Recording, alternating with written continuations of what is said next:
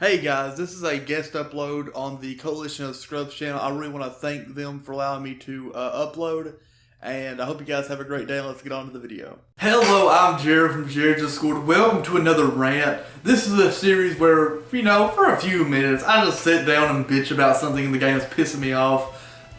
This is a series that's, released, infrequently, but it's still an important part of the channel.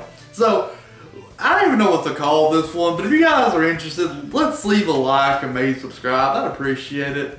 And without further ado, let's just get started. So, when thinking of the idea for this video, I couldn't really think of a specific term. Probably by the time this is uploaded, I will. But this is just like the Konami releasing one card and hoping that the entire archetype is fixed rant. This has been a problem for a few years. And to be fair, sometimes it's actually led to somewhat competitive success. I wouldn't argue for the actual archetype, but we'll get to that. This began, I believe, this has been a thing for years, but the earliest example I can think of this was Blaze Accelerator Reload, I believe is what it's called. The trap card released for Volcanics. Yes, that actually had competitive success because of, well, let's be honest, because of Vanity's Emptiness, but yeah, we can say, oh, Volcanic Scatter Shot, Raigeki, Quick Effect. That isn't really annoying, but it was mainly Vanity's Emptiness. That was the first example. Konami was like, okay, we can do this again. They move on with the card Cloudian Aerosol.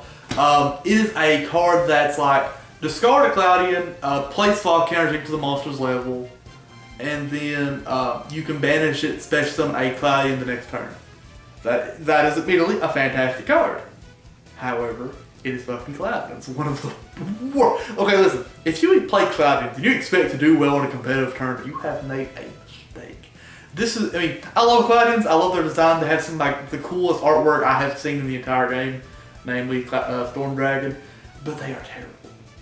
And yes, they can do like a 3-card extra link, whoop-de fucking doodah. But Cloudians themselves are terrible, and just giving them one card and hoping that solves all of their inherent problems, the hundreds of problems with Cloudians, is a fool's hope. And now, as of, when was this? July 18th, which was like 3 days ago, we have Arcana Calling. This is the support for Arcana Force, which I believe actually could, if they got enough cards, they could actually do something, at least with the world. So what does Arcana Calling do? Let's read. Toss a coin, apply one of these effects depending on the result. Or if Light Barrier is on your field zone, choose one to apply without tossing a coin. Heads, add one card with a coin tossing effect from your deck to your hand, except Arcana Calling. Tails, your opponent chooses one card in their deck, adds it to the hand. You can banish this card from your graveyard immediately after this effect resolves. Normal summon one Arcana Force from your hand. So, I like how they like, it's like you can choose either of the effects. You have Light Barrier, implying there will be ever reason to give your opponent a search. But, is this a good card for Arcana Forces? Yes. You can search under the Light Barrier, you can search Light Barrier to replace the Light Barrier you have on the field, because Light Barrier has a coin for the effect itself, which relies on you having heads. So, but if you activate Light Barrier initially, you'll keep the effect at least for that turn. So you could literally, after Arcana Calling, get Light Barrier, destroy the Light Barrier that may have its effect negated, and then replace it with an active Light Barrier. Okay. But this is Arcana Force. This is an archetype that relies on coin flip effects, and their effects do not lead into anything at all, except for the world. Maybe if you were to be a high roller, we'll say, you could try to make Arcana Force Dark Roar and the Light Roar work. Because they're at least big, and they can, I think one has a negation effect, one blows up the field when it dies. And don't understate the effect that at least you can also another Arcana Force, which with Light Barrier, you can get that extra effect, you can flip a coin, and you can choose it. So you can almost summon Arcana Force the Empress, and get its head effect where every time your opponent summons a monster, you can special an Arcana Force from your hand. That's good. That's fine. However, there are no effects Arcana Forces that really need, like, compare this to, I mean, you may say this is an unfair comparison, but no, they exist in the same realm. Compare Arcana Forces to, like, I don't fucking know, Time Lords. Both villain archetypes, one drastically better than the other. If you exclude the world, which, I mean, yes, the world does exist, I can't deny that, but in Arcana Force, do you actually use Arcana Force, the world, and Arcana Forces? And if you do, you are just making the world as it's the epitome of your strategy instead of just like the just having it there as an option. Because Arcana Forces have no effects that affect your opponent at all. none of them. You have the moon where every time your opponent summons a monster, you get a token. Yes, you have Empress that summons a monster whenever your opponent summons a monster. Yes, you have, I don't fucking know, the Emperor, which makes your monsters gain a whole wholesome 500 attack. But none of these effects fucking matter. None of these cards matter because they're in archetypes that have no support. There's no support to Cloudians. You can't make fucking Cloudians work unless you can make Arcana Force Cloudians. Keep popping those tokens up. You have infinite turns. I'm sure someone's actually done that, but that's beside the point. You are making decks. You are making these decks and throwing them to the wayside for like a decade.